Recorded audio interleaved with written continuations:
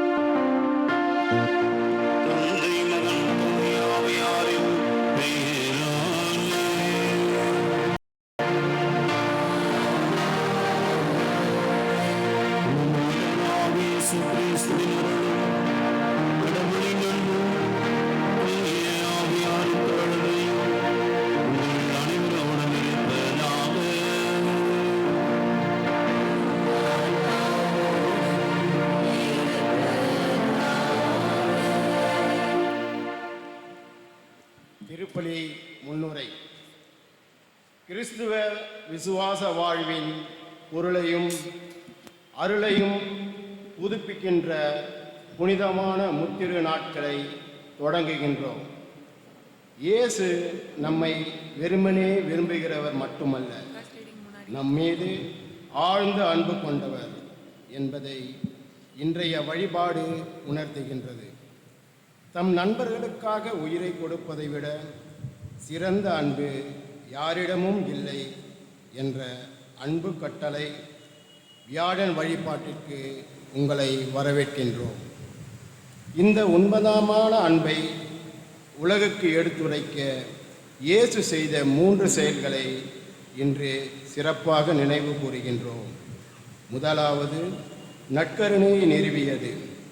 உன்னையும் பொருளையும் அல்ல, தன்னையே தருவதுதான் அன்பு என சொன்ன இயேசு தமது அன்பை எடுத்து காட்டவும் உலக முடிவு வரை நம்மோடு இருக்கவும் நற்கருணையை நிறுவினார்.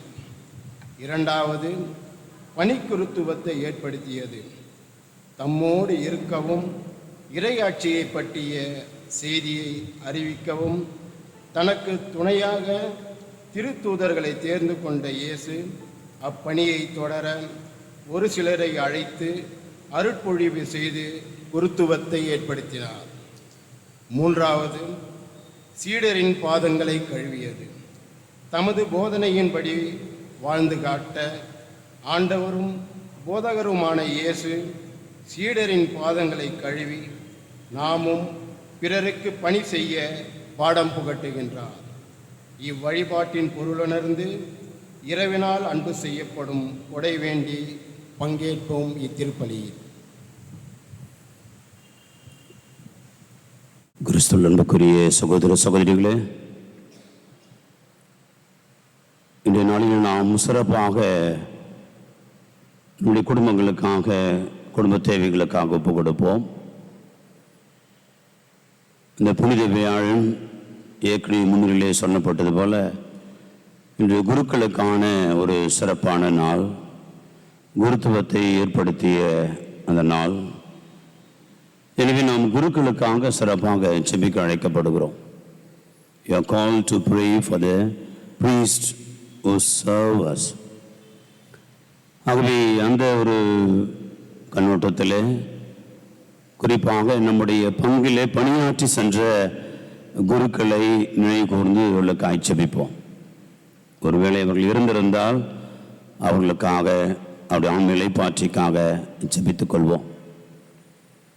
ஒருவேளை அவர்கள் இன்னும் பணியாற்றி கொண்டிருக்கிற குருக்களாக இருக்கிறார்கள் என்று சொன்னால் அவர்களுக்காக சிறப்பாக ஜெபிப்போம். ஒன்று. இரண்டாவது, நம்மை திருமுழுக்கு கொடுத்த நமக்கு திருமுழுக்கு கொடுத்த அந்த குருவானவரை நினைத்து பார்ப்போம், அவருக்காகவும் ஜெபிப்போம். இந்த ரெண்டு வகையிலே குருக்களை என்று நினைவு கூறலாம். மூன்றாவதாக, இப்போ இந்த நேரத்தில் உங்களோடு பணி செய்து கொண்டிருக்கிற எங்களையும் நீங்கள் நினைத்து ஜெபிக்கலாம். இது ஏதோ ஒரு அழைப்பு மட்டும் இல்லை, ஒரு கடமையும் கூட. நம்முடைய குருக்களுக்காக ஜெபிக்க வேண்டியது நம்முடைய கடமை. It's our application to pray for our priest. எனவே நாம் அந்த கடமையை செய்வதற்காக அழைக்கப்படுகிறோம். ஏனென்று சொன்னால், நல்ல திருச்சபை உருவாகணும்னு சொன்னால் நல்ல குருக்கள் வேண்டும். நல்ல குருக்கள் வேண்டும் என்று சொன்னால் நீங்கள் ஜெபிக்கணும். ஆகவே ஒரு கண்களை மூடி நம்ம இந்த குருமானவரை நினைத்து பார்ப்போம். எனக்கு திருமுழுக்கு கொடுத்த ஒரு the priests who baptized me and those priests who served here, let's think about them and pray for a moment. ஆகவே இந்த திருப்பலியில் சிறப்பாக அவர்களுக்காக அதிகமாக ஜெபித்து ஒப்புக் கொடுப்போம். எனவே இந்த தூய மறை நிகழ்வை கொண்டாட தடையாக இருக்கிற நமது குற்றங்களுக்காக குறைகளுக்காக மன வருத்தப்பட்ட ஆண்டவரத்தில் மன்னிப்பை கேட்போம்.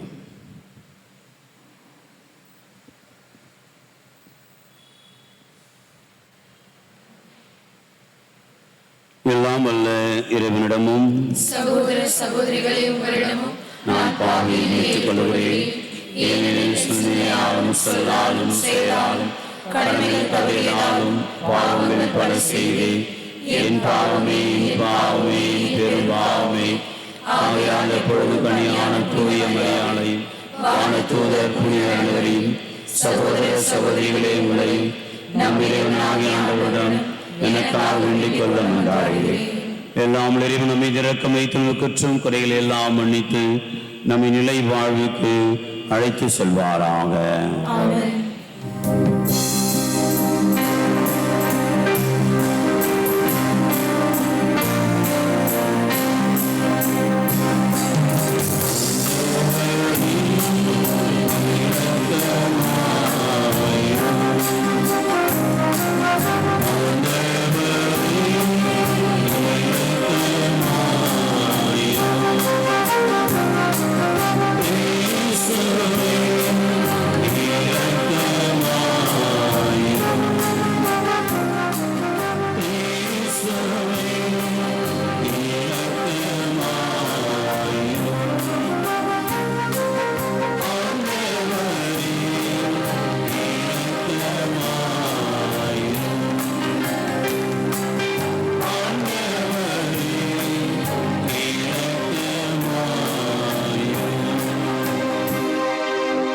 இப்பொழுது உன்னதங்களிலே பாடப்படுகிறது. இறைவன் இந்த ஒரு முத்திரு நாட்களிலே முதன்மையான நாளாக இந்த நாளை வைத்து இந்த நாளை ஆசீர்வதித்திருக்கிறார். எனவே உற்சாகத்தோடு நாம் இந்த உன்னதங்களிலே பாடவிருக்கிறோம். இது முதலாக மணிகள் ஒலிக்கப்படாது. ஈஸ்டர் உயிர்ப்பு பெருநாள் அன்று வரை மணிகள் எதுவும் ஒலிக்காது.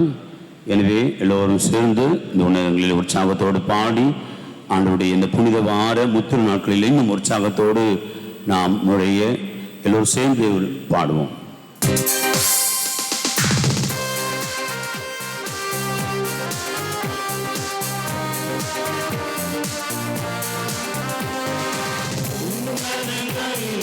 கடவுளுக்கு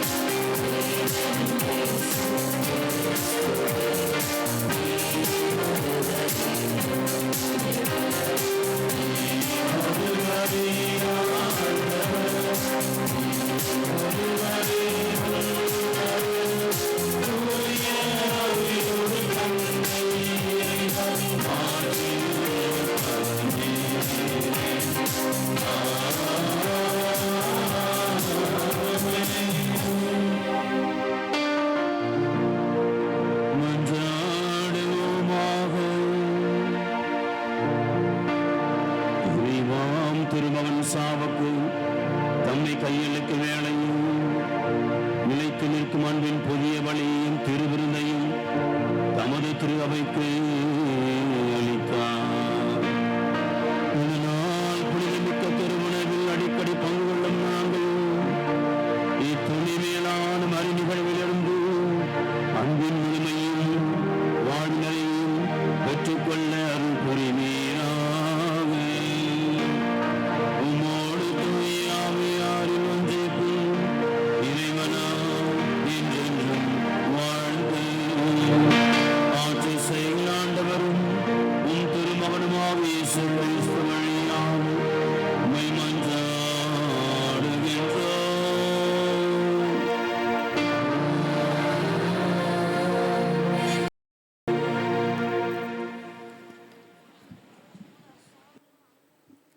Introduction to the first reading. The first reading describes the ceremony of the Jewish Paschal meal. Jesus instituted the Eucharist during the Paschal meal of the Jews, which recalled how God had saved his people from the slavery of Egypt. Let us remember that Jesus is the true Lamb of God, whose blood is poured out for our sins and saves us.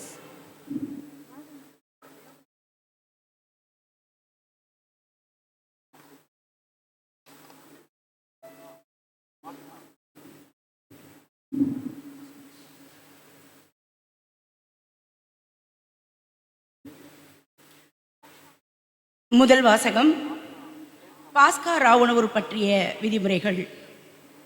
விடுதலை பயண நூலிலிருந்து வாசகம்.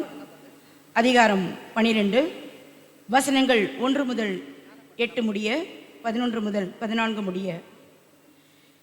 எகிப்து நாட்டில் ஆண்டவர் மோசேக்கும் ஆரோனுக்கும் பின்வருமாறு கூறினார்: உங்களுக்கு மாதங்களில் தலையாயது இம்மாதமே, ஆண்டில் உங்களுக்கு முதல் மாதமும் இதுவே. இஸ்ரேல் மக்கள் கூட்டமைப்பு முழுவதற்கும் நீங்கள் அறிவியுங்கள். அவர்கள் இம்மாதம் 10ஆம் நாள் குடும்பத்துக்கு ஒரு ஆடு, வீட்டிற்கு ஒரு ஆடு என்று தேர்ந்தெடுத்துக் கொள்ளட்டும். ஓர் ஆட்டினை உண்ண ஒரு வீட்டில் போதிய ஆண்கள் இல்லையெனில் உண்போரின் எண்ணிக்கைக்கும் உண்ணும் அளவிற்கும் ஏற்ப அண்டை வீட்டாரை சேர்த்து கொள்ளட்டும். ஆடு குறைபாடற்றதாக கிடாயாக 1 வயது குட்டியாக இருக்க வேண்டும். தேர்ந்தெடுப்பது வெள்ளாடாகவோ செம்மறி ஆடாகவோ இருக்கலாம். இம்மாதம் 14ஆம் நாள் வரை அதை வைத்து பேணுங்கள். அந்நாள் மாலை மங்கும் வேளையில் இஸ்ரேல் மக்கள் கூட்டமைப்பின் அனைத்து சபையும் அதை வெட்ட வேண்டும். இரத்தத்தில் சிறிதளவு எடுத்து உண்ணும் வீடுகளின் 2 கதவு நிலைகளிலும் மேல் சட்டத்திலும் பூச வேண்டும். இறைச்சிகளை அந்த இரவிலேயே உண்ண வேண்டும். நெருப்பில் அதனை வாட்டி புளிப்பற்ற அப்பத்தோடும் கசப்பு கீரையோடும் உண்ண வேண்டும். நீங்கள் அதனை உண்ணும் முறையாவது இடையில் கச்சை கட்டி கால்களில் காலணி அணிந்து கையில் கோல் பிடித்து விரைவாக உண்ணுங்கள். இது ஆண்டவரின் பாஸ்கா. ஏனெனில் நான் இன்றிரவிலேயே எகிப்து நாடெங்கும் கடந்து சென்று எகிப்து நாட்டில் மனிதர் தொடங்கி விலங்கு வரை அனைத்து ஆண்பால் தலைப்பிறப்பையும் சாகடிப்பேன். எகிப்தின் தெய்வங்கள் அனைத்தின் மேலும் நான் தீர்ப்பிடுவேன். நானே ஆண்டவர். இரத்தம் நீங்கள் இருக்கும் வீடுகளில் உங்களுக்கு அடையாளமாக இருக்கும். நான் இரத்தத்தை கண்டு உங்களை கடந்து செல்வேன். எகிப்து நாட்டில் நான் அவர்களை சாகடிக்கும் பொழுது கொள்ளும் கொள்ளை நோய் எதுவுமே உங்கள் மேல் வராது. இந்நாள் உங்களுக்கு ஒரு நினைவு நாளாக விளங்கும். இதனை ஆண்டவரின் விழாவாக நீங்கள் தலைமுறை தோறும் கொண்டாடுங்கள். இந்த விழா உங்களுக்கு நிலையான நியமமாக இருப்பதாக. இது ஆண்டவர் வழங்கும் அருள்வாக்கு. இறைவா உமக்கு நன்றி.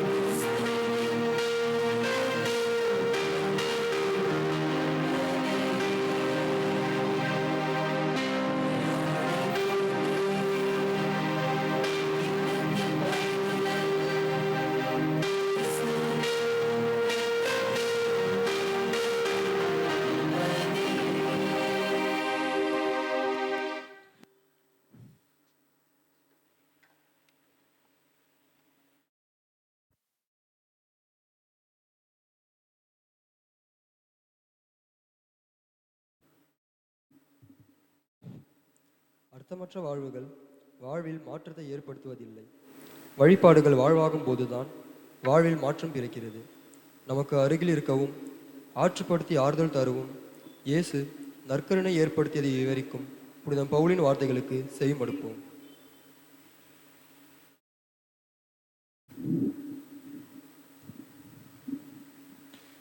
As often as you eat this bread and drink the cup, you proclaim the Lord's death. Second reading, a reading from this first letter of St. Paul to the Corinthians, chapter 11, verses 23 to 26. I received from the Lord what I also delivered to you, that the Lord Jesus, on the night when he was betrayed, took bread, and when he had given thanks, he broke it and said, "This is my body, which is for you. Do this in remembrance of me." In the same way, also the cup after supper, saying, "This cup is the new covenant in my blood. Do this as often as you drink it in remembrance of me. For as often as you eat this bread and drink the cup, you proclaim the Lord's death until he comes." The word of the Lord. Thanks be to God.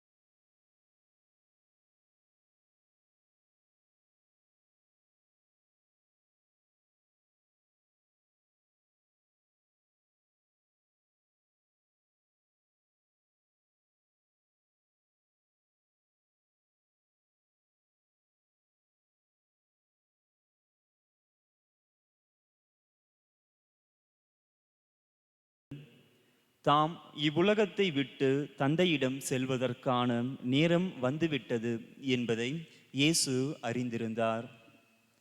உலகில் வாழ்ந்த தமக்குரியோர் மேல் அன்பு கொண்டிருந்த அவர் அவர்கள் மேல் இறுதி வரையும் அன்பு செலுத்தினார்.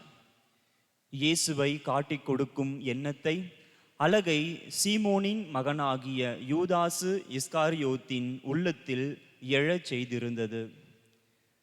இரவு உணவு வேளையில் தந்தை அனைத்தையும் தம் கையில் ஒப்படைத்துள்ளார் என்பதையும் தாம் கடவுளிடமிருந்து வந்தது போல் அவரிடமே திரும்பி செல்ல வேண்டும் என்பதையும் அறிந்தவராய் இயேசு பந்தியிலிருந்து எழுந்து தம் மேலுடையை கழற்றி வைத்துவிட்டு ஒரு துண்டை எடுத்து இடுப்பில் கட்டி கொண்டார். பின்னர் ஒரு குவளையில் தண்ணீர் எடுத்து சீடர்களுடைய காலடிகளை கழுவி இடுப்பில் கட்டியிருந்த துண்டால் துடைக்க தொடங்கினார். சீமோன் பேதுருவிடம் இயேசு வந்தபொழுது அவர், "ஆண்டவரே, நீரோ என் காலடிகளை கழுவப் போகிறீர்?" என்று கேட்டார். இயேசு மறுமொழியாக, "நான் செய்வது என்னதென்று இப்பொழுது உனக்கு புரியாது, பின்னரே புரிந்து கொள்வாய்" என்றார். பேதுரு அவரிடம், "நீர் என் காலடிகளை கழுவ விடவே மாட்டேன்" என்றார். இயேசு அவரை பார்த்து, "நான் உன் காலடிகளை கழுவாவிட்டால் என்னோடு உனக்கு பங்கில்லை" என்றார். அப்பொழுது சீமோன் பேதுரு, "அப்படியானால் ஆண்டவரே, என் காலடிகளை மட்டுமல்ல, என் கைகளையும் தலையையும் கூட கழுவும்" என்றார். இயேசு அவரிடம், குளித்து விட்டவர் தம் காலடிகளை மட்டும் கழுவினால் போதும், அவர் தூய்மை ஆகிவிடுவார். நீங்களும் தூய்மையாய் இருக்கிறீர்கள், ஆனாலும் அனைவரும் தூய்மையாய் இல்லை என்றார். தம்மை காட்டிக் கொடுப்பவன் எவன் என்று அவருக்கு ஏற்கனவே தெரிந்திருந்தது. எனவே தான் உங்களுள் அனைவரும் தூய்மையாய் இல்லை என்றார். அவர்களுடைய காலடிகளை கழுவிய பின் இயேசு தம் மேலுடையை அணிந்து கொண்டு மீண்டும் பந்தியில் அமர்ந்து அவர்களிடம் கூறியது, நான் உங்களுக்கு செய்தது என்னவென்று உங்களுக்கு புரிந்ததா? நீங்கள் என்னை போதகர் என்றும் ஆண்டவர் என்றும் அழைக்கிறீர்கள். நீங்கள் அவ்வாறு கூப்பிடுவது முறையே. நான் போதகர்தான், ஆண்டவர்தான். ஆகவே ஆண்டவரும் போதகரும் ஆன நான் உங்கள் காலடிகளை கழுவினேன் என்றால், நீங்களும் ஒருவர் மற்றவருடைய காலடிகளை கழுவ கடமைப்பட்டிருக்கிறீர்கள். நான் செய்தது போல நீங்களும் செய்யுமாறு நான் உங்களுக்கு முன்மாதிரி காட்டினேன் என்றார்.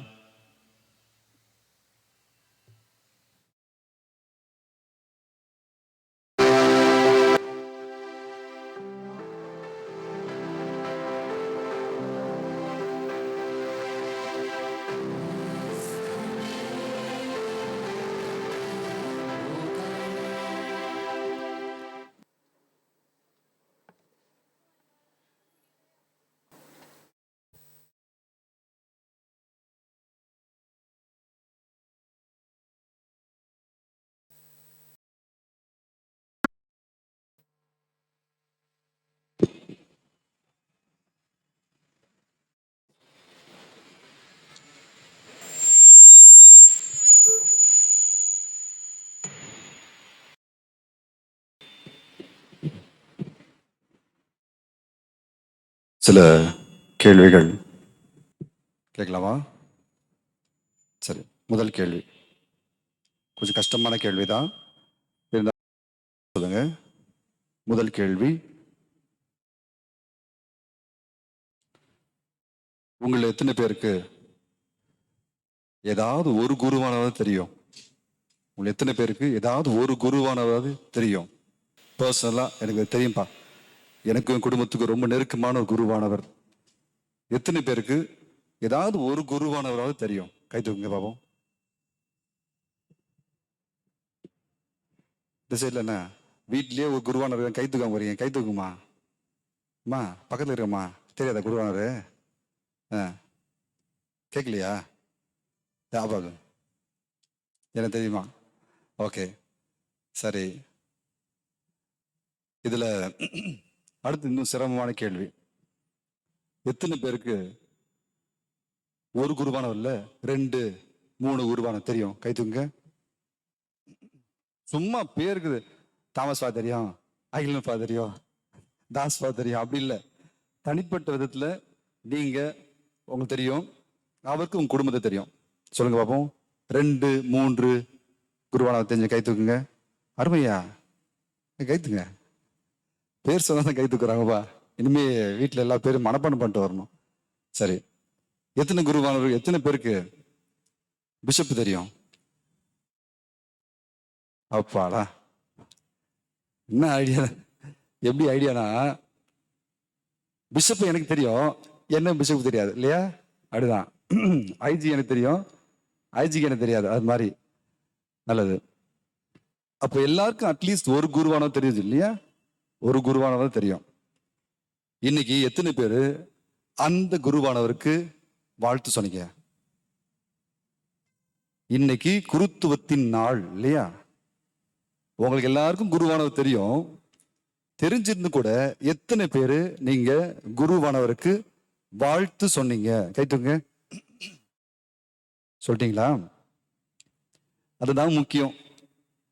என்னதான் மாங்குன்னு வேலை செஞ்சாலும், வேர்வை கொட்ட கொட்ட ஓடி ஓடி உழைச்சாலும் கூட அந்த ஒரு ஆறுதலான ஒரு வாழ்த்து, ஃபாதர் தோத்திரம், ஃபாதர் உங்களுக்காக ஜெபிக்கிறோம் ஃபாதர் சொல்ற ஒரு வார்த்தை இருக்கு, அதுதான் உற்சாகம். ஒரு குருவானுடைய வாழ்க்கையில வர உற்சாகமே மக்கள் மத்தியிலேருந்து தான். குருவானவர் சந்தோஷமா இருப்போம். நாங்களாம் ரொம்ப சந்தோஷமா இருக்கோம். எப்பயுமே உட்காந்து கலகலப்பா பேசிட்டு இருப்போம். ஒரு கருத்து வேறுபாடுலாம் இல்லை, ஒரு பிரிவினை இல்லை, சந்தோஷமா ஒன்னா இருக்கும். அது ஒரு பக்கத்துல சந்தோஷம் இருந்தாலும் கூட மக்கள் மத்தியிலிருந்து வருகின்ற ஒரு வாழ்த்து, ஒரு சிறிய பாராட்டு, இதெல்லாம் இன்னும் நல்லா செய்யணும், உற்சாகத்தை தரும். என்னதான் மாங்குன்னு உழைச்சா கூட செஞ்சுட்டாரா கீச்சிட்டாரா அப்படி போனீங்கன்னா ஒண்ணுமே இருக்காது இல்லையா? அப்போ அது செய்யணும். பிரேகாத்தே பெருமே, இந்த வார்த்தை கேட்டிருக்கல நீங்க? கண்டிப்பா கேட்டிருக்க மாட்டீங்க. ஆனா நிறைய பேர் கேட்டிருப்பீங்க, புரிஞ்சிருக்காது. பிரேகாத்தே பெருமே, பிரேகாத்தே பெருமே அப்படின்னு சொல்லிட்டு ஒருத்தர் ஒவ்வொரு தடவையும் சொல்லுவார் மக்களை பார்த்து. யார் தெரியுமா? கைத்துக்கு சொல்லுங்க பாப்போம். பாப்பரசர் ஒவ்வொரு முறையும் மக்களை பார்த்து சந்தித்து உரையாடி முடித்த பிறகு கடைசியாக சொல்கின்ற வார்த்தை பிரேகாத்தே பெருமே, எனக்காக ஜெபியுங்கள் என்கின்ற வார்த்தை. ஃபாதர் சொன்னாங்களே, தாமஸ் ஃபாதர் திருப்பள்ளி முன்னாலேயே ஜெபிக்க வேண்டும், குருக்களுக்காக ஜெபிக்க வேண்டும். ஒரு குருவானவர் நல்லவராகவோ பணி செய்பவராகவோ இருக்கின்றார் என்றால் அதற்கு முழு பொறுப்பை நாம் ஏற்றுக்கொள்ள வேண்டும், நம்முடைய ஜெபத்தின் வழியாக ஏற்றுக்கொள்ள வேண்டும். ஏற்றுக்கொள்வீர்களா? ஏற்றுக்கொள்வீர்களா? செய்வீர்களா? ஆமா, இந்த எலெக்ஷன் நேரத்தில் செய்வீர்களா கேட்டு கண்டிப்பா சொல்லுவீங்க. செய்வீர்களா? பிரேகாத்தே பெருமே, எனக்காக ஜெபியுங்கள் என்று நம்முடைய திருச்சபையின் தலைவராகிய பாப்பரசர் கேட்பார். பிரேகாத்தே பெருமே. அது மட்டும் இல்ல, ரொம்ப இயல்பாக ஒருவர் பணிவிடை செய்பவராக நம் மத்தியிலே பாவனை செய்யாம உண்மையாகவே இருக்கிறார் பாப்பரசர். பணி செய்கின்ற குரு, பணி செய்கின்ற தலைமை குருன்னு சொல்லலாம். பணி செய்கின்றவர் எப்படின்னா, அதனால சைன் போடுவாங்க, சர்வன்ட் ஆஃப் சர்வன்ட்ஸ். சரி, servant of servants, correct. Servant of servants, பணியாளர்களின் பணியாள் என்று எழுதுவார். நம்ம சைன் போடுவோம், யுவர்ஸ் ட்ரூலி, யுவர் லவ்விங்லி. போடுவோம் போட மாட்டோமா? லெட்டர்லாம் எழுதிருக்கீங்களா? அது எங்க ஃபாதர், அந்த தான் ஃபாதர் மாட்டிக்கிட்டேன். நிறைய பேர் சொல்லுவீங்களே, அந்த லெட்டர் எழுதி தான் நான் மாட்டிக்கிட்டேன், அந்த லவ் லெட்டர் எழுதி தான் மாட்டிக்கிட்டேன். இந்த பொண்ணு கல்யாணம் பண்ண, பொண்ணு சொல்லுவோம், இந்த வீட்டுக்கு இவனை கல்யாணம் பண்ண பாருங்க, அந்த லெட்டர் எழுதி தான் மாட்டிக்கிட்டேன். லெட்டர் எழுதிருக்கீங்க இல்லையா? எழுதிருக்கோம். ஆனா முக்கியமா என்ன சொல்லணும்னா, பணியாளரின் பணியாளர் என்று அவர் எழுதுவார், சைன் போடுவார், இன்னும் நிறைய செய்வார். தன்னையே ஒரு முழு பணியாளனாக பணியிலே கரைத்துக் கொள்கின்ற தலைவராகவும் அவர் இருக்கின்றார். இந்த நாளில் குருத்துவத்தை பத்தி சிந்திக்கலாம். குருத்துவம் என்பது இரண்டாக பிரிக்கிறார்கள், தெரியலையா உங்களுக்கு? இரண்டு குருத்துவமாக பிரிப்பார்கள். ஒன்று ஃபாதர் குருத்துவம், இன்னொன்னு சிஸ்டர்ஸ் குருத்துவம். அதானே? சொல்லுங்க, இரண்டு குருத்துவம் இருக்கு. என்னென்ன குருத்துவம்? ஒன்று போன் ஆரம்பிக்கும், தூணு முடியும், நடுவில் எதுவுமே இருக்காது. போன் ஆரம்பிக்கும், தூணு முடியும், நடுவில் எதுவுமே இருக்காது. என்ன சொல்லுங்க பாப்போம்? Very good. பொது குருத்துவம், சரிங்களா? அதான் முதலான விஷயம், பொது குருத்துவம். இதுல யாரெல்லாம் இருக்கீங்க? யாரெல்லாம் இருக்கும்? எல்லாரும் இருக்கும். அப்ப எல்லாருமே குருக்கள் தான், அனைவருமே குருக்கள் தான், அனைவருமே குருவின் பணியை செய்ய அழைக்கப்பட்டவர் தான். திருமுழுக்கு பெற்ற அனைவருமே குருத்துவத்துடைய பணிகளை, கடமைகளை செய்ய அழைக்கப்பட்டவர்கள். அப்ப இன்னைக்கு எல்லாருமே ஃபீஸ்ன்னு சொல்லலாமா? இல்ல. ஏன் அப்படின்னா, இன்னொரு குருத்துவம் உண்டு, பொது குருத்துவம் இல்லையா? இன்னும் க்ளூ தரேன். பான் ஆரம்பிச்சு நீனு முடியும், நடுல எதுவுமே இருக்காது. பான் ஆரம்பிச்சு நீனு முடியும், நடுல எதுவுமே இருக்காது. என்னது? பணி குருத்துவம். சரிங்களா? அப்ப பணி குருத்துவம் செய்ய அழைக்கப்பட்டவர் யாருங்க? இதோ இங்க இருக்கமே, நாங்க தான். ஜிகிஜின்னு கூட போட்டிருக்கோம் இல்லையா? நாங்க தான். பணி குருத்துவம் எப்படிப்பட்ட பணி?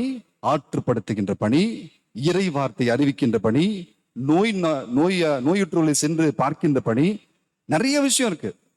அதுல மறை மாவட்ட குருக்களுக்கு நிறைய இருக்கு. இன்னும் எப்படின்னா, பிறக்க போகின்ற குழந்தை முதல், பிறந்த குழந்தை கூட இல்ல, பிறக்க போகின்ற குழந்தை முதல் கல்லறைக்கு செல்கின்ற கிழவர் கிழவி வரை அனைவருக்குமே பணிவிடை செய்கின்றது தான் நம்முடைய மறை மாவட்ட குருவுடைய ஒரு தாரக மந்திரம். இளைஞர்கள், இளம் பெண்கள், நோயுற்றவர்கள், எய்ட்ஸ் பேஷன்ஸ், அப்படி தனித்தனியா பிரிச்சுலாம் எங்களோட பணிகள் இல்லை. கருவில் இருக்கின்ற குழந்தை முதல், பிறந்த குழந்தை நான் சொல்ல, கருவில் இருக்கின்ற குழந்தை முதல் இறந்து அடக்கம் செய்யப்படுகின்ற அவர் வரை அனைவருக்குமே பணிவிடை செய்கின்ற குருத்துவத்துல மறை மாவட்ட குருக்கள் இணைந்திருக்கின்றோம். சரியா? அப்போ பணி செய்து கொண்டிருக்கின்ற குருத்துவத்தில் இருக்கின்ற அனைவருக்கும் இன்று விழா. எல்லாம் கைத்தட்டி ஒரு விஷ் பண்ணலாமா? ஹாப்பி ஃபீஸ்ட் ஃபாதர் சொல்லுங்களேன். சில பேர் மூஞ்சில சிரிப்பே இல்லை, எனக்கு என்னன்னு தெரியல. சரியா? அப்ப எல்லாருக்கும் ஹாப்பி ஃபீஸ்ட் சொல்லிட்டீங்களா? எதுவும் கை கொடுக்க மாட்டீங்களா? கொரோனா டைம் இல்லையா? அட்லீஸ்ட் சொல்லுங்க, பார்த்தது ஃபாதரை பார்த்தது சொல்லுங்க, ஃபாதர் ஹாப்பி ஃபீஸ்ட் ஃபாதர் அப்படிலாம் சொல்லணும். சரிங்களா? ஆண்டவர் வந்து ஒரு அழகான ஒரு வார்த்தை சொல்வார். It shall not be like you for you அப்படி சொல்வார். உங்களிடையே அப்படி இருக்க கூடாது. ஒரு அழகான பாட்டு கூட தெரியல உங்களுக்கு? தெரியாதா? தெரியுமா? ஐயோ, அப்ப தெரியாத பாட்டு தான் பாடணும். உங்களிடையே அப்படி இருக்க கூடாது, இருக்க கூடாது. உங்களிடையே அப்படி இருக்க கூடாது, இருக்க கூடாது. யாரை பார்த்து சொன்னது இந்த வார்த்தை? இது யாரை பத்தி எழுதின பாட்டு? அது தெரியாது கண்டிப்பா. இது யாரை பத்தி சொன்ன வார்த்தை? இயேசு தன்னுடைய சீடர்களை பார்த்து கூறிய வார்த்தை. எங்க இருக்கு? எங்கேயோ இருக்கு. நோண்டி எடுப்போமா? மத்தேயு நற்செய்தி 20ஆம் அதிகாரம் 26ஆம் இறை வார்த்தையில ஆண்டவர் சொல்வார், தன்னுடைய சீடர்களை பார்த்து ரொம்ப அப்படி உண்மையா சொல்வார், நீங்க அப்படி இருக்காதீங்க. ஓகே, நீங்க you should not be like that. அவங்க சொல்றாங்க, செய்ய மாட்டாங்க. நீங்களும் சொல்லிட்டு செய்யலனா பணி செஞ்சதுக்கு அர்த்தமே இல்லை. சொல்லாம செய்யுங்க, செஞ்சதையும் சொல்லாதீங்க என்று ஆண்டவர் கூறுகின்றார். அப்போ சொல்றாரு மத்தேயு நற்செய்தி 20ஆம் அதிகாரம் 26வது இறை வார்த்தை, உங்களிடையே அப்படி இருக்கக்கூடாது, உங்களுள் பெரியவராக இருக்க விரும்புகிறவர் உங்கள் தொண்டராய் இருக்கட்டும் சொல்றார். அதுதான் முக்கியம். அப்போ ஒரு வேலை செஞ்சீங்கன்னா அதை வந்து யாருக்கும் சொல்லிக்கிட்டாதீங்க. நான் தான் இந்த வேலை செஞ்சு தெரியுமா, இந்த கோயில் இருக்கு தெரியுமா, அந்த கோயில ஸ்பீக்கர் ஃபுல்லா நான் கொடுத்தது, அந்த நட்கரணை பெட்டிக்கு இல்லையா, அது நான் வாங்கி கொடுத்தது. அவரே உட்காந்து செஞ்சு எல்லாம் செஞ்சு கொடுத்தாரு போல இருக்குது இல்லையா? ஆண்டவர் கொடுத்த விஷயத்த நம்ம நிறைய சொல்ல முடியாது, சொன்னாலும் தப்பு தான் அது. இன்னைக்கு பாருங்க, சுத்தி பாருங்க, எவ்வளவு அழகான வண்ண விளக்குகள், டெக்கரேஷன்ஸ், மரித்தாண்ட சுரத்தை வந்து கிளீன் பண்ணிருக்காங்க. சுத்தி பசங்க இன்னைக்கு அப்படியே சிட்டா பறந்து வேலை செஞ்சாங்க. சின்ன பசங்க, பெரிய பசங்க, பெரிய பசங்க எல்லாரும் சிட்டா வேலை செஞ்சாங்க. கேட்டு பாருங்க, இன்னைக்கு யார் செஞ்சாங்கன்னு தெரியாது. ஏன்னா அப்படிப்பட்ட உருவாக்கம் தான் பிள்ளைகளுக்கு தேவை. செய்வதை சொல்லுவது நம்முடைய விஷயமே இல்லை, நம்முடைய மரபு அல்ல. சில பேர் அப்படி மாத்திக்கிட்டோம், சொல்லி காட்டினா தான் சந்தோஷம் சொல்லி நினைக்கிறோம். இல்ல, ஆண்டவர் சொல்றாரு உங்களிடையே அப்படி இருக்கக்கூடாது. ஏன் இருக்கக்கூடாது? அது கிறிஸ்தவம் அல்ல, அப்படி இருக்கக்கூடாது, அதனாலதான் சொல்றேன் என்று கூறுகிறார். அப்போ எப்படி ஒருவர் உண்மையான ஊழியராக மாற முடியும் என்பதற்கு அடுத்த கேள்வி இருக்கு. சரி, இருக்கக்கூடாதுன்னு சொல்லிட்டாரு, எப்படிதான் உண்மை ஊழியராக இருக்க முடியும் என்றால் சில படிநிலைகளை வைத்திருக்கிறார் கிறிஸ்து. முதல் படிநிலை பணிந்து குனிந்து வேலை செய்தல். அதனால தான் சொல்லுவாங்க, அந்த இமேஜினேட்டிவ் மைண்ட்ஸ், மாஸ்டர் மைண்ட் சொல்லுவாங்களே, சில பேர் நிறைய ஐடியாஸ் நிறைய கொடுத்துட்டே போயிருவாங்க. ஐடியா கொடுத்துட்டே இருப்பாங்க, ஆனா இறங்கி வேலை செய்ய மாட்டாங்க. நாம் சொல்வது, கிறிஸ்து சொல்வது, இரத்தம் சிந்த, வேர்வை சிந்த, இறங்கி உழைக்க வேண்டும். அப்படிப்பட்ட திரு அவைதான் நீடித்து நிற்க முடியும். எந்த ஒரு குடும்பத்துல பாருங்களேன், ஒரு குடும்ப தலைவர் வந்து நிறைய ஐடியா சொல்வார். இது பண்ணிடணும், அது பண்ணிடணும், இங்க படிச்சிடணும், அங்க படிச்சிடணும், கிழிச்சிடணும், ஒண்ணுமே நடக்காது. ஏன்? இறங்க மாட்டாரு. அந்த ஸ்கூல்ல போய் அட்மிஷன் வாங்கிடணும், போக மாட்டார். அட்மிஷன் கிடைக்குமா? கிடைக்காது. இந்த இதுல தான் நம்ம ஃபுட் ஆர்டர் பண்ணோம், கிடைக்குமா? கிடைக்காது. இறங்கி பணி செய்ய வேண்டும்.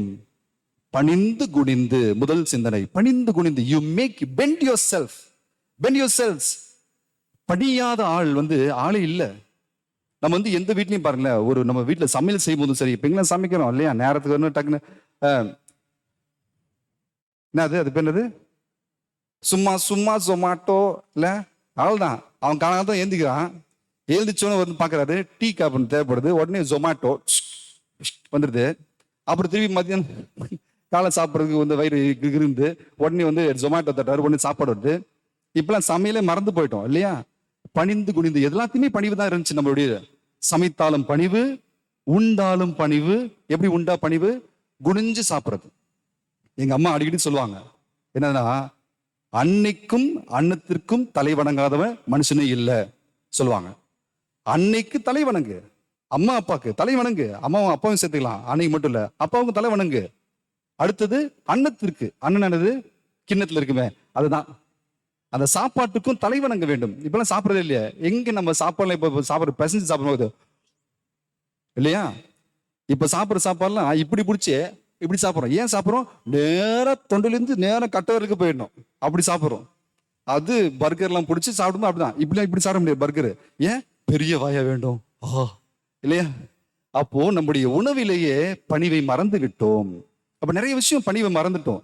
முதல் விஷயம் ஆண்டவர் சொல்ற விஷயம், மத்திய நற்செய்தி 23ஆம் அதிகாரம் 11ஆம் இறை வார்த்தை, the greatest among you will be your servant.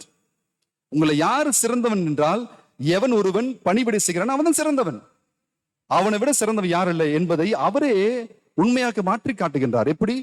அவரை உட்காந்துருக்காங்க, சம பந்தியில் உட்காந்துருக்காங்க, சாப்பாடு இன்னும் ஆரம்பிக்கல, பாஸ்காவுடைய உணவை ரொம்ப நாளா he was so well pleased to eat that meal. ரொம்ப நாளா ஆர்வமா ஏங்கி தவித்து கொண்டிருக்கின்ற ஒரு உணவு. அந்த உணவை உண்பதற்கு நேரம் வந்த பொழுது என்ன பண்ணாருன்னா, அவர் இன்னும் சாப்பிட ஆரம்பிக்கல, சட்டையெல்லாம் கழட்டி வச்சுட்டு மேலுடையை கழட்டி வைத்துட்டு ஒரு துண்டை எடுத்து இடுப்புல கட்டிக்கிட்டு போயிட்டு ஒவ்வொருத்தர் காலையும் போட்டு கழுவுறார். கழுவி நம்ம சொன்னோம் இல்லையா, அந்த 3 விஷயம் நம்ம பார்த்தோம் இல்லையா, ஃபாதர் கிறிஸ்டோபர் சொன்னார் இல்லையா, ஒரு அடிமைக்குரிய 3 விஷயத்த இல்லையா, குனிந்து கால் கழுவுதல்.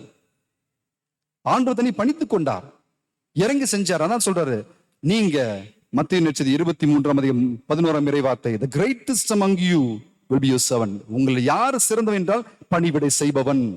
அதை செஞ்சு காட்டுறார். முதலாவது பணிந்து குனிந்து. இரண்டாவது என்னது? தன்னுடைய பொறுப்பை பதவி என்று கருதாது. இப்ப நிறைய பேர் சொல்லுவாங்க, ஒருவேளை எனக்கு டிரான்ஸ்ஃபர், ஒருவேளை எனக்கு டிரான்ஸ்ஃபர், யாரும் சிரிக்கலாம் பார்க்கலாம், சந்தோஷமான முகம்லாம் பார்க்கலாம், ஐயோ ஃபாதர் டிரான்ஸ்ஃபர் சந்தோஷம்டா அப்படின்னு நினைப்பாங்களே சில பேர். சரியா? டிரான்ஸ்ஃபர்னு சொன்னாங்கன்னு வச்சுங்களேன், வந்து கேட்பாங்க, ஃபாதர் அடுத்த போஸ்டிங் எங்க ஃபாதர் உங்களுக்கு? அட பாவி, திருச்சபையில் இருக்கிற கெட்ட வார்த்தை அதுதான். ஒரு குருவானட்டையோ ஒரு சிஸ்டர்டையோ போயிட்டு உங்க போஸ்டிங் எங்க போட்டுறாங்கன்றது கெட்ட வார்த்தை. யாரும் யாரை பார்த்து இப்படி கேட்டுறாதீங்க. உங்களுடைய பணி எங்க? where is your ministry? ask your people, ask your priests, sisters, where is your ministry? உங்களுடைய பணி எங்க? அடுத்தவங்க பணி எங்க கேளுங்க. அது 1000 இருந்தாலும் சரி, அடுத்தவங்க போஸ்டிங் எங்க? போஸ்டிங் என்பது கெட்ட வார்த்தை. ஆண்டவர் யாருமே சொல்ல, உன்னை இதுக்கு நான் போஸ்டிங் தரேன் சொல்ல மாட்டார். அப்படிப்பட்ட வார்த்தையை யாரும் குருவானவரை பார்த்து கேட்காதீங்க, அருட்சுகரை பத்தி பார்த்து கேட்காதீங்க, மக்களை பார்த்து கேட்கக்கூடாது. ஏன்னா இப்ப எல்லாமே மாறிடுச்சு. யார் உங்களில் தலைவர் இல்ல, தலைமை பணியாளர் பேரை மாத்திட்டாங்க. நம்முடைய அன்பியெல்லாம் பாருங்க, அன்பியத்தில் எல்லாருக்குமே பொறுப்பு இருக்கு. அப்ப என்ன சொல்றாங்கன்னா, தலைமை பணியாளர், அப்புறம் செயலர், துணை செயலர், இணை செயலர். ஏன் வச்சாங்க? அவர்கள் அனைவருமே தலைமை பண்பு எப்படி காட்டணும்னா பணியின் மூலமாக காட்ட வேண்டும் என்பதற்காகவே வைச்சாங்க. அப்போ பதவியை நாடாது, பதவியை தேடி போகாதீங்க. பணி குருத்துவத்துக்கும் அது ஒத்து வராது, பொது குருத்துவத்துக்கும் ஒத்து வராது. ஏன்? நம்முடைய சமயம் அப்படி சொல்லித்தரவில்லை, கிறிஸ்து அப்படி சொல்லித்தரவில்லை, பவுல் சொல்லித்தரல. யோசிச்சு பாருங்க, எத்தனையோ தலைவர்களை நம்முடைய விவிலியம் வரையறுத்து காட்டுகிறது. நிறைய பேர் காட்டுது. நோவா, ஆபிரகாம், தாவீது, நிறைய பேர் இருக்காங்க, பட்டியலிட்டே போல நிறைய பேர் இருக்காங்க. அனைவருமே தன்னை தாழ்த்தி கொண்டு பணிவிடை செய்ததன் காரணமாக அவர்களை அங்கீகரிக்கின்ற திரு அவை. எல்லா புனிதர்களுமே நாம் சிந்தித்து கொண்டிருப்பது காரணம் என்று அவங்க பணியாளர்களாக இருந்தால், அதனால்தான் பதவியை நோக்கி என்றுமே சென்றதில்லை. இன்னைக்கு எத்தனையோ பேர் பதவியை நோக்கி செஞ்சுட்டு இருக்காங்க. இப்போ ஒருத்தர் ஒரு இடத்துல சிஸ்டரா இருப்பாங்க, எப்படி நீ மத ஜெனரலாவ கேள்வி வரும் தெரியுங்களா? கேள்வி வரும். ஃபாதர் இப்போ அசிஸ்டண்டா இருக்குன்னு வச்சுக்கலாம், அவர் அசிஸ்டன்ட் வச்சுக்கோங்களேன். ஃபாதர் எப்போ பங்கு சமையல் ஆவீங்க ஆனதுக்கப்புறம், எப்போ ஃபாதர் விஎஃப் ஆவீங்க ஆனதுக்கப்புறம், எப்போ ஃபாதர் விஜி ஆவீங்க ஆனதுக்கப்புறம், அப்புறம் என்னதுங்க பிஷப், எப்போ ஃபாதர் பிஷப் ஆவீங்க ஆனதுக்கப்புறம், அப்புறம் போகக்கூடாது கர்தினால், எப்போ ஃபாதர் கர்தினால் ஆவீங்க, அப்புறம் போப்பு, எப்போ ஃபாதர் போப் ஆவீங்க, அப்புறம் எப்போ ஃபாதர் ஓமை காட் ஆவீங்க. இல்லையா? அப்படி போகவே முடியாது. பணி குருத்துவத்திலும் போக முடியாது, பொது குருத்திலும் போக முடியாது. ஏன்? அப்படிப்பட்ட ஒரு விதி யாருக்குமே வழங்கப்படவில்லை. யோசிச்சு பார்க்கலாமே. லூக்கா நற்செய்தி 6ஆம் அதிகாரம் 38ஆம் இறை வார்த்தையில சொல்லுவார் இல்லையா, அப்படி கொடுங்க, அமுக்கி குலுக்கி சரிந்து விடும்படி உங்களுடைய மடியில போடுவாங்க. சொல்றாங்க, give and it will be given to you, a good measure, pressed down, shaken together, running over. எவ்வளவு வார்த்தை போறாரு பாருங்க.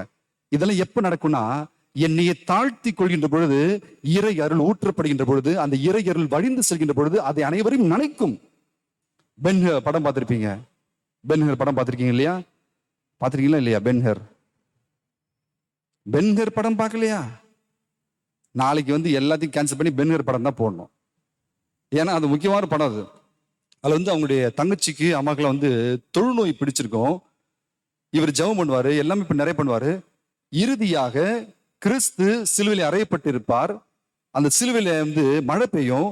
மழை பெஞ்சு அந்த சிலுவைக்கு தண்ணிலாம் அவருடைய ரத்தத்துல பட்டு அப்படியே கரைஞ்சு ஓடி வரும்பொழுது மூலையில உட்காந்துருப்பாங்க தொழுநோயாளர்கள். அதுல வெண்ணுடைய தங்கச்சி அவங்களுடைய அம்மாலாம் இருப்பாங்க. இருக்கும்போது அது பட்ட உடனே, கிறிஸ்துவின் ரத்தம் தொட்ட உடனே குணம் பெற்று விடுவார்கள். அப்போ எப்படி அருள் நம்மை நினைத்து பணிந்திருக்கின்ற பொழுது அருள் மக்களுக்கும் சென்று சேரும். பணியாத ஒரு ஆளுக்கு அருள் கொடுத்தாருன்னு வச்சுங்களேன், அது யாருக்கும் போகாது. பணிந்து வேலை செய்கின்ற ஒரு ஆளுக்கு இல்லாம இருந்தா அவருக்கு அருளை கொடுத்தா அந்த அருள் யாருக்கும் போகாது. அந்த அருள் அங்க மட்டும்தான் நிற்கும். பணிந்திருப்பவருடைய அருள் அனைவருக்கும் வழிந்தோடுகின்ற அருளாக மாறி அனைவரையும் நினைக்கும், அனைவரையும் மீட்டு வரும். இரண்டாவது, பதவியை நோக்கி அல்ல, பணிவிடையாகவே இருக்க வேண்டும். மூன்றாவது, எளிமையிலே தோழமை. அது குடும்பத்திலையும் சரி, எங்களுடைய வாழ்க்கையிலும் சரி, எளிமையிலே. எந்த ஒரு குருவானவர், ஃபாதர் தாஸ் கூட ஜெர்மனில இருந்திருக்காங்க, நானும் இருந்திருக்கேன், இத்தாலில இருந்திருக்கோம். எந்த மக்களுமே ஆதரிக்கவில்லை.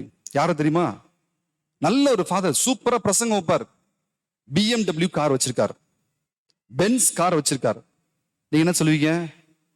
பேசுறதெல்லாம் பார்த்தீங்கன்னா அப்படி, வாடுறது பார்த்தா இப்படி சொல்லுவீங்க இல்லையா? இல்லையா? ஏன்? அங்க எதுவுமே இல்லையே. போதிக்கும் பொழுது எளிமை எளிமை எளிமைன்னு சொல்லுவாரு, ஆனா வாழ்க்கையில ஒண்ணுமே இல்லை. மக்கள் ஆதரிக்க மாட்டாங்க. எந்த ஒரு குருவான தன்னுடைய எளிமையை வெளிப்படையாக காட்டிக்கொள்ளாமல் உண்மையாகவே எளிமையாக இருக்கின்றாரோ அவரை சமூகம் அங்கீகரிக்கிறது, அவரை வரவேற்கிறது. அப்படிப்பட்ட குருவான எங்க வீட்டுக்கு வரும்னு ஆசைப்படுவாங்க. அப்படிப்பட்ட குருவானுடைய பாதங்களை குடும்பத்தை நினைக்கணும்னு ஆசைப்படுறாங்க. பணிவில் தோழமை. நான் பணிவாக இருந்தால் நான் தோழமை உணர்வோடும் இருப்பேன். கிறிஸ்து தன்னுடைய வாழ்க்கையில் எப்படி இருந்தார்? யோவான் நற்செய்தியில 8ஆம் அதிகாரம் 1 வார்த்தையில பார்ப்போம். என்ன பண்ணுவார்னா, அதுக்கு முன்னாடி தான் 7ஆம் அதிகாரத்தை கடைசி வார்த்தையில எல்லா மக்களுக்கும் போதனை கொடுத்துட்டு வீட்டுக்கு அனுப்பிச்சிடுவார். எல்லாம் போங்கப்பா போங்கப்பான்னு போயிட்டு அனுப்பிச்சிடுவார். இவரு எருசலேம்ல சொந்த வீடு இல்ல. ஏன்? நாசரேத்லயும் சொந்த வீடுலாம் இல்ல, வாடகை வீடு தான். அவங்க அப்பா இருக்காரு இல்லையா? அவங்க அப்பா பேர் என்னங்க? இயேசுவோட அப்பா பேர் என்ன? அவர் அப்பாவா வளர் பாப்பாவா? ஏன் ஜோசப் சூசையப்பர் இந்த ஆண்டு கொண்டாடுறோம். சூசையப்பு அப்பாவா வளர் பாப்பாவா? அப்படி சொன்னீங்கன்னா தாமஸ் வாட்டு போங்க, ஒரு சைடு காதரத்தி இன்னைக்கு கொடுத்துருவாரு. நாளைக்கும் போயிட்டு அவர் அப்பாவா வளர் பாப்பான்னு கேட்டா நாளைக்கு என்ன சொல்லுவீங்க? வளர் பாப்பான்னு சொன்னா இன்னொரு காதரத்தை கொடுத்துருவாரு. அவர் தந்தை தான், வளர்ப்பு தந்தை அல்ல, பொறுப்பு தந்தை அல்ல, அவர் தந்தை தான். சூசையப்பர் பாருங்க, தன்னுடைய வாழ்க்கையில பணிவு தான். சொந்த ஊரு பெத்லகேம், வீடு இல்ல, சொந்த ஊருக்கு திரும்பி போறாரு. வீடு வீடா கதவு தட்டுறாரு. ஐயா, என் பொண்டாட்டி நிற மாச கர்ப்பிணியா இருக்கா, கதவு தரங்களேன், கதவு தரங்களேன். யாரும் திறக்கல. சொந்த ஊர்ல வீடு இல்ல, நாசரத்துல வீடு இல்ல, எருசலேம்ல வீடு இல்ல. யாருக்கு? கடவுளுக்கு, இயேசுவிற்கு சொந்த இடத்துல வீடு இல்ல. என்ன பண்ணாரா? 8ஆம் அதிகாரம் 1 வார்த்தை சொல்லும், அவர் போயிட்டு ஒரு மலையில போய் படுத்து தூங்கிட்டார். எங்க? நைட்டு ஃபுல்லா மலையில போய் தூங்குறாரு. குளிரு, பிரச்சனை இல்ல. அடுத்த நாள் காலையில் எழுந்து வராரு, மக்கள் கூட்டம் நிரம்பி இருக்கு, மறுபடியும் போதிக்க ஆரம்பிக்கிறார். வீடு இல்ல, வாசல் இல்ல, எளிமையில் தோழமை கிறிஸ்து தருகின்றார். நம்முடைய வாழ்க்கையிலே இப்படிப்பட்ட அனுபவங்களை பெற்றால் மட்டுமே நாம் குருத்துவத்தை மதிக்க முடியும். அது பொது குருத்துவமாக இருந்தாலும் சரி, பணி குருத்துவமாக இருந்தாலும் சரி, இப்படிதான் மதிக்க முடியும். இன்று ஒரே ஒரு வரம் மட்டும் நாடுவோம். ஆண்டவரே, பணிக்காக அழைத்திருக்கின்றீர், எங்களையும் எங்கள் குருக்களையும் பணிக்காக அழைத்திருக்கின்றீர். இந்த பணியிலே அவள் உழைக்கின்ற பொழுது அவர்களுக்கு உழைக்க வேண்டிய திடனை தாரும், நெஞ்சுரம் தாரும். பயப்படாம, யாருக்கும் நடுங்காம அவர்கள் உண்மையான போதனையை நிறைவேற்றும், போதிப்பதை வாழ்ந்து காட்டும் அவருக்கு நெஞ்சுரம் தாரும். இன்னொன்னு கேளுங்க, தாழ்ச்சியை தாரும். இறங்கி பணி செய்கின்ற குருக்களை தாரும். ஐடியாஸ் கொடுக்கிற குருக்களும் தேவையில்லை, இறங்கி பணி செய்கின்ற குருக்களை தாரும். கேட்போம். அப்படி பணி செய்கின்ற குருக்களை பார்க்கின்ற பொழுது நாமும் கற்றுக்கொள்வோம், இப்படிப்பட்ட வாழ்க்கையும் இனிதாக இருக்கும் என்று. அப்பொழுது நாமும் விரும்பி அனுப்பி வைப்போம் இந்த பணி குருத்துவத்துக்கு நம்முடைய பிள்ளைகளை. நம்முடைய குடும்பத்திலேருந்து ஒரே ஒருத்தர் மட்டும்தான் இதுவரைக்கும் குருவானவர். 173 ஆண்டுகள் அகவை கொண்ட நம்முடைய திருத்தலத்தினுடைய ஒரே குருவானவர் மட்டும்தான். அது பெருமையா? பெருமையா? இல்ல. ஏன் யோசிக்க மாட்டோம்? குருவானவரை நான் விரும்பி அனுப்ப ஏன் நம்முடைய பிள்ளைகளை தயங்குறோம்? ஒரு இறையிடத்தில் நம்முடைய பிள்ளைகளை அனுப்புவது ஏன் தயங்குறோம்? காரணம், பேசுறாங்க, ஒண்ணுமே செய்ய, நம்முடைய பிள்ளைகளை செய்ய வைப்போம். அம்மா, எங்க அம்மா, ஃபாதருடைய அம்மா, எல்லாரும் பிரதருடைய அம்மா அப்பெல்லாம் யோசிச்சாங்களே, போ பிரதர் வீட்டுல வந்து ஒரே பையன், போ பரவாயில்ல போ, அனுப்பி வைத்தார்களே. ஏன்? பணி செய்வதற்கு ஆட்கள் தேவை, அறுவடை மிகுதி, வேலையாட்களோ குறைவு. எனவே அறுவடைக்கு வேலையாட்களுக்கு தேவை என்று அறுவடையின் ஆடம்பரம் கேட்க வேண்டும் அனுப்பிச்சாங்களே, செய்து கொண்டிருக்கிறார்கள். நாமும் செய்வோம். ஆண்டவருடைய பணியை நிறைவாக செய்வதற்கு நம்முடைய பிள்ளைகளையும் அனுப்பி வைப்போம். குருத்துவம், பொது குருத்துவம் சரி, பணி குருத்துவம் செழிக்கும். ஆமென்.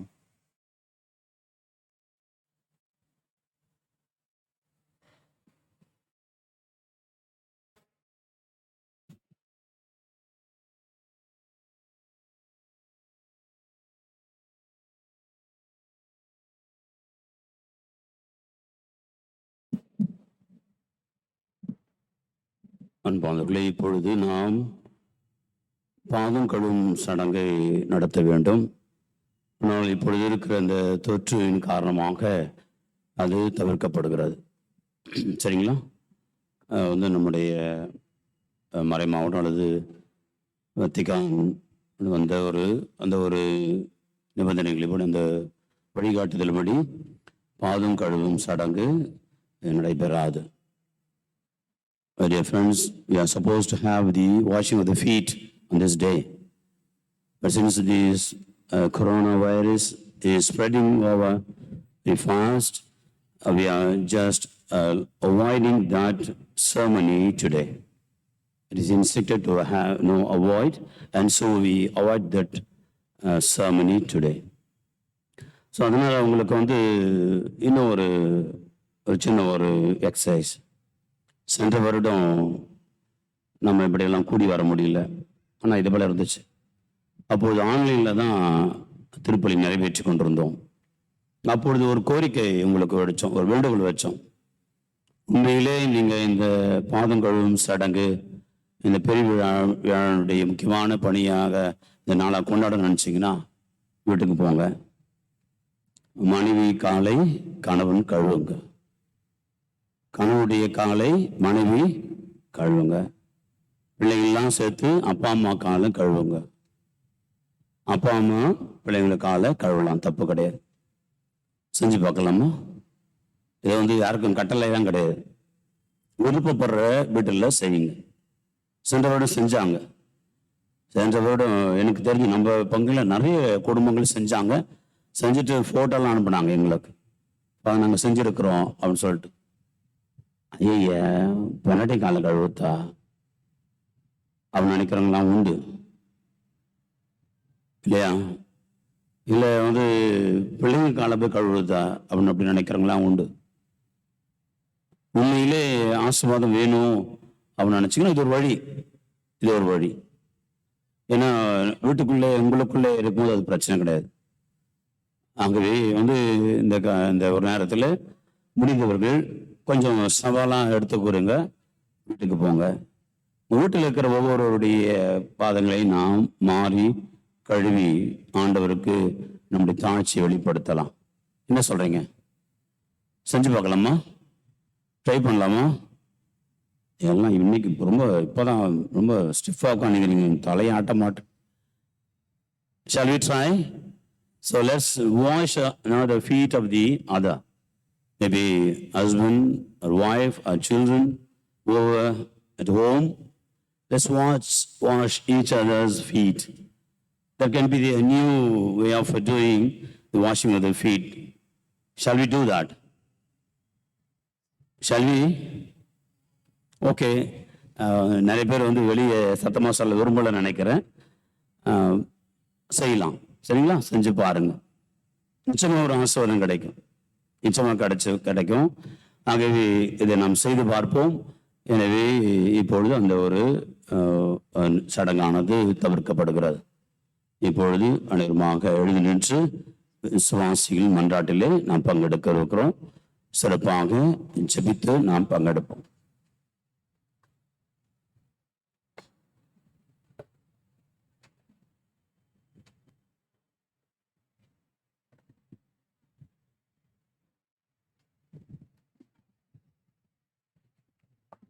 நம்பிக்கையாளர்களின் மன்றாட்டு.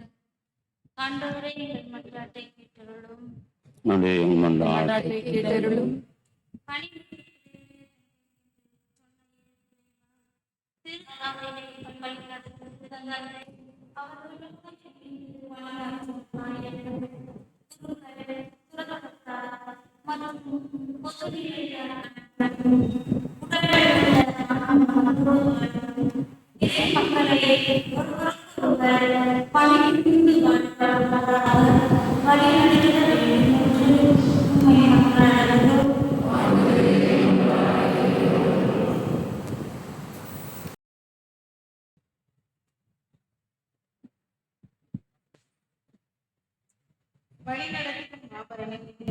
எங்கள் நாட்டை தலைவர்கள் சுயநலத்தில் மூழ்கிறார்கள்.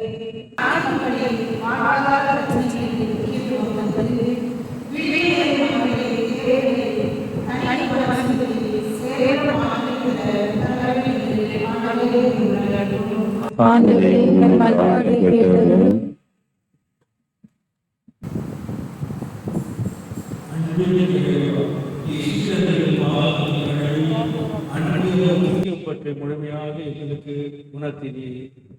இதை உணர்ந்த நாங்கள்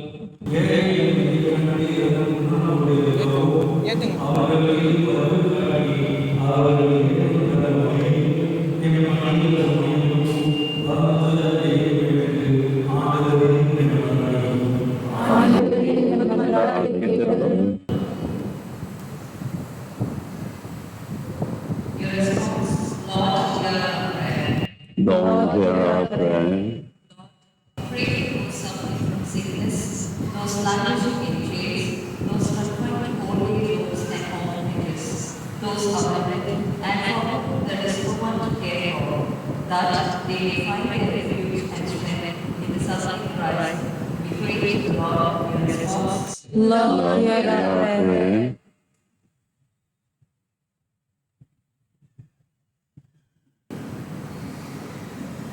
Lord, we thank you for instituting holy days tomorrow. We gratefully remember all those who have administered the sacrament to us. And especially, we remember and pray for present parish priests, our former parish priests, and all the priests who serve in our parish. Grant them good health, be with them in all their trials and tribulations. We pray to the Lord in your response. Lord, hear our prayer. தனிப்பட்ட தேவைகளுக்காக ஒரு கமாய் செபிப்போம். Let's pray for the personal intentions, especially as we ask to pray for the priest whom you know better. Let's pray for them.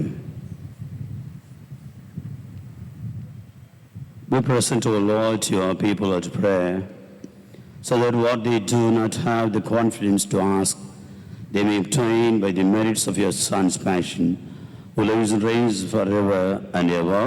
Amen. Amen.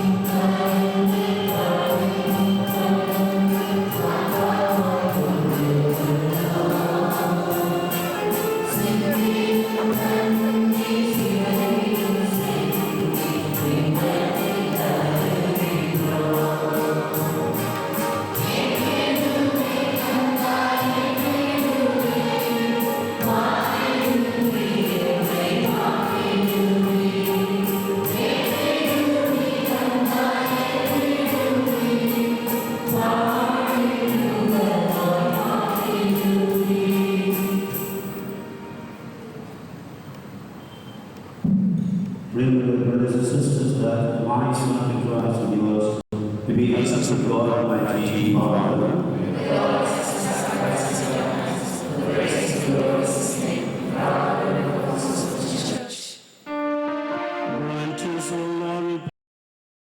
That I may participate all in His mysteries, for in our memory of the sacrifice celebrated, the work of our churches are accomplished through Christ our Lord.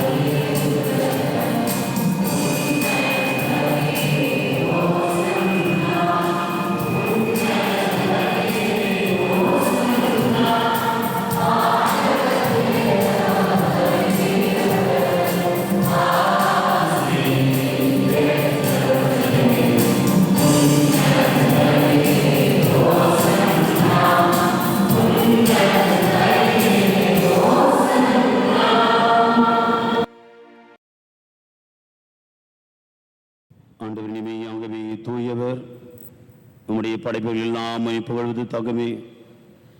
ஏன் திருமகனாக எங்கள் ஆண்டவர் இயேசு கிறிஸ்து வழியாக தூய ஆவியாரின் செயலாற்றலால் அனைத்து உய்வித்து தூய்மைப்படுத்துகின்றீர். கதிரவன் தோன்றி மறையும் வரை முதுபெயருக்கு தோணிய காணிக்கை ஒப்பு கொடுக்குமாறு உமக்கென மக்களை இடையராது ஒன்று சேர்த்து வருகிறீர். ஆகவே ஆண்டவரே, உமக்கு அர்ப்பணிக்க நாங்கள் கொண்டு வந்துள்ள காணிக்கைகளை அதே தூய ஆவியால் தூய்மைப்படுத்துமை தாழ்மையுடன் மன்றாடுகின்றோம். இவ்வாறு திருமகனுடைய எங்கள் ஆண்டவர் இயேசு கிறிஸ்துவின் உடலாகவும் இரத்தமாகவே எங்களுக்கு மாறுவனவாக அவர் பணித்தவாறே இம்மறை நிகழ்வுகளை கொண்டாடுகின்றோம்.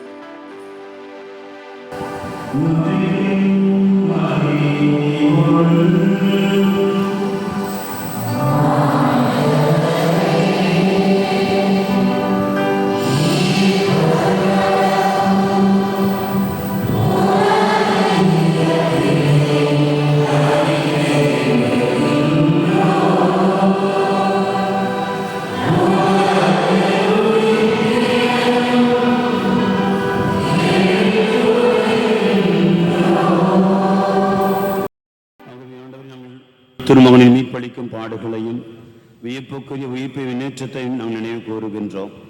இவர் மீண்டும் வருவார் எதிர்பார்த்திருக்கும் நாங்கள் இப்புனிதமான உயிருள்ள வழியை நன்றி செலுத்தி முக்குப்பு கொடுக்கின்றோம். முதல் திரு அவையின் காணிக்கைகளை கண்ணோக்கியர்களை கொண்டாடுகின்றோம். இவ்வழியினால் இவ்வுளங்கழிய திருவிழமானீர். இவ்வாறு உடைய திருமகனின் திருவுடல் இரத்தத்தினால் ஊட்டம் பெறும் நாங்கள் அவருடைய தூய ஆவியான இறப்பை பெற்று கிறிஸ்தவுக்குள் ஒரே உடலும் ஒரே உள்ளமும் உடையவராக விளங்க செய்வீராக.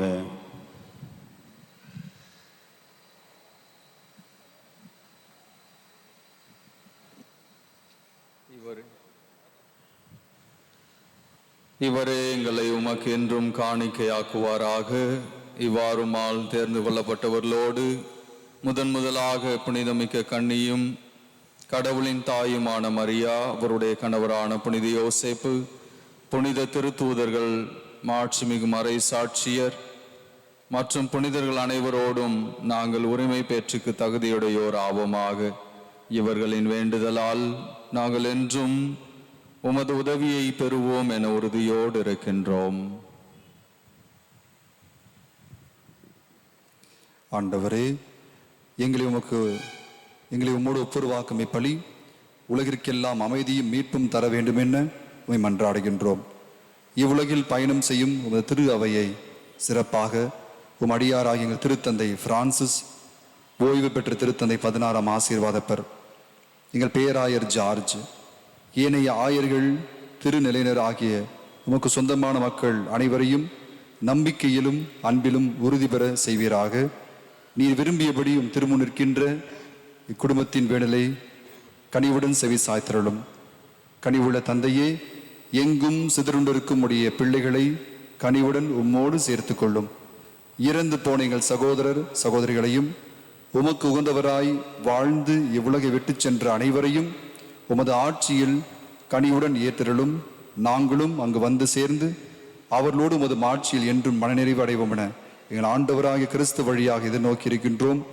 இவர் வழியாகவே நீர் உலகிற்கு எல்லா நன்மைகளையும் வழங்குகின்றீர்.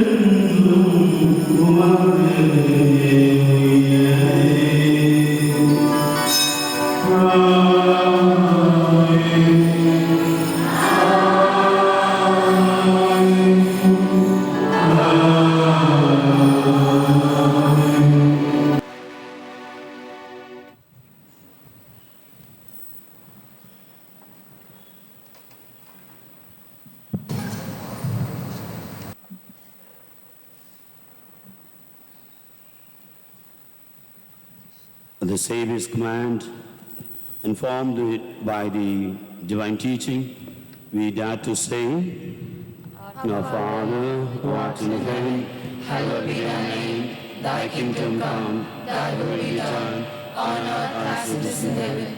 Give us today our daily bread, and forgive us our trespasses, as we forgive those who trespass against us. And lead us not into temptation, but deliver us from evil. Deliver us, Lord, we pray, from every evil, and graciously grant peace on our days, that by the help of your mercy we be always free from sin and safe from all disease, as we wait the blessed hope and the coming of our Savior, Jesus Christ. For the kingdom, the power, and the glory are yours, now and forever. Lord Jesus Christ, who said to your apostles, Peace I leave you, my peace I give you. Look not on our sins, but on the faith of your church, and graciously grant her peace and unity in accordance with your will, who live and reign forever and ever. Amen. The peace of the Lord be with you always. And yours. Offer each other the meaningful sign of peace.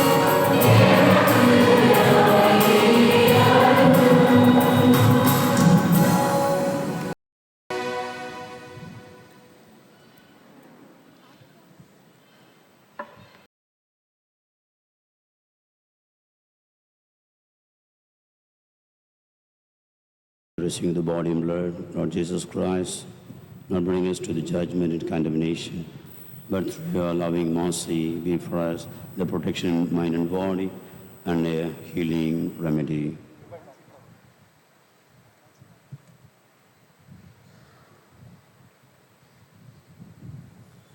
Behold the Lamb of God, who takes away the sins of the world. Blessed are those who come to the supper of the Lamb. Lord, I am not worthy that you should enter under my roof, but only say a word, and my soul shall be healed. May the body and blood of Christ keep safe us for eternal life. Amen.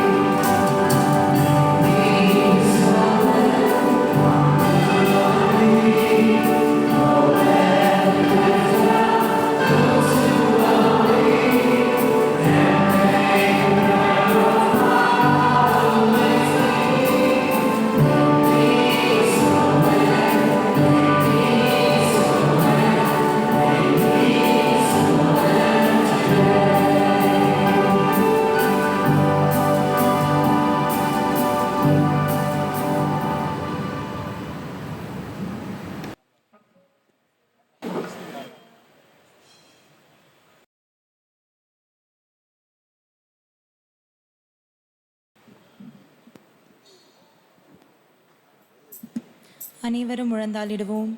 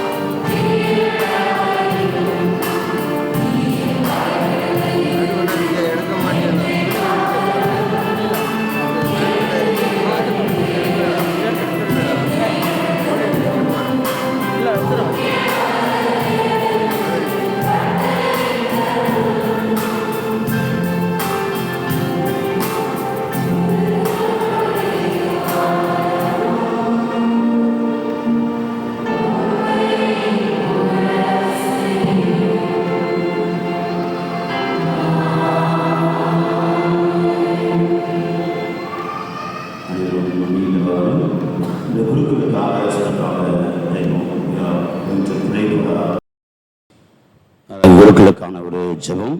எனவே சொல்லும்பொழுது திருப்பி சொல்லுமாறு உங்களை அன்போடு கேட்டுக்கொள்கின்றோம்.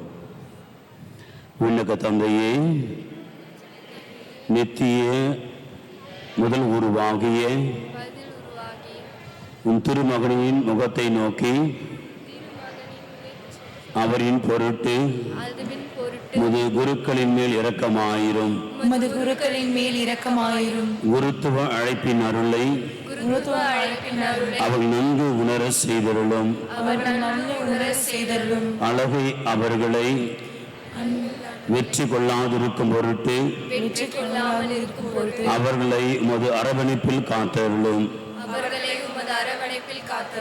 ஓ இயேசுவே, சோதனை வேதனையுறும் குருக்களுக்காகவும் தனிமையில் வாடும் குருக்களுக்காகவும் மரண படுக்கையில் இருக்கும் குருக்களுக்காகவும் இறைஞ்சுகிறோம். எனக்கு திருமுழுக்களித்த குருவுக்காகவும் எனக்கு பலமுறை பாவ பொருத்தல் அளித்த குருக்களுக்காகவும் என் துணையுடன் திருப்பலி நிறைவேற்றி எனக்கு உன் திருவுடலையும் இரத்தத்தையும் அளித்த அனைத்து குருக்களுக்காகவும் இறைவா உம்மை மன்றாடுகின்றோம். ஓ இயேசுவே, எல்லா குருக்களையும் அன்பின் அரவணைப்பில் காத்து அவர்கள் தேவையான ஆசிரையும் அவர்கள் என்றென்றும் தங்கள் அழைத்தலில் நிலைத்திருக்கும் அருளையும் பொழிந்தருள வேண்டும் என்று உம்மை மன்றாடுகின்றோம். ஆமென். அமர்வோம்.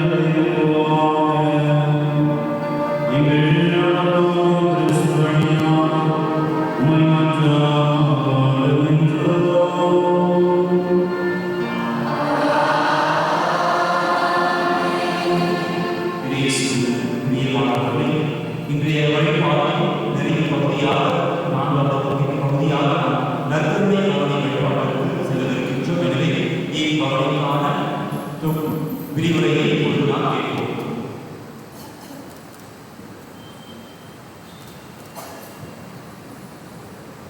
உணவு மனித வாழ்வில் உறவை வளர்க்கிறது.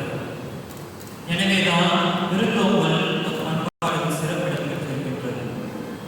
மனிதர்களிடையே காணப்படும் பிளவுகளையும் பிரிவினைகளையும் நிறுத்து உறவுடன் வாழ வைப்பது உணவு.